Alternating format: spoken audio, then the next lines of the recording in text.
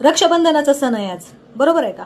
आणि बायकोला राखी बांधायला नाही पाठवलं का? तर म्हणे माझी बहीण आली आणि इतक्या दिवसातून माझी बहीण राखी बांधण्यासाठी आली आणि तू माहेरी चालली, इथलं कुणी काम करायचं का? तुमच्या आईला नाही का काम करता येणार?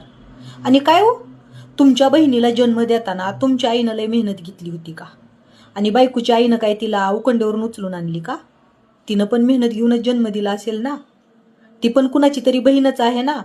जसं तुम्हाला ओढ आहे की तुमच्या बहिणीनं तुम्हाला राखी बांधायला यावं, तसंच तुमच्या बायकोच्या पण भावाला वाटतच असेल ना की माझी बी बहीण मला राखी बांधण्यासाठी आली पाहिजे.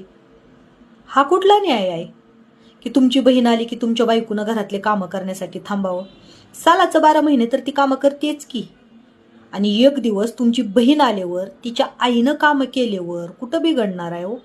एक दिवसानं असा काय डोंगर उचलायचा आहे कुठला? फक्त घरातलेच तर कामं करायचे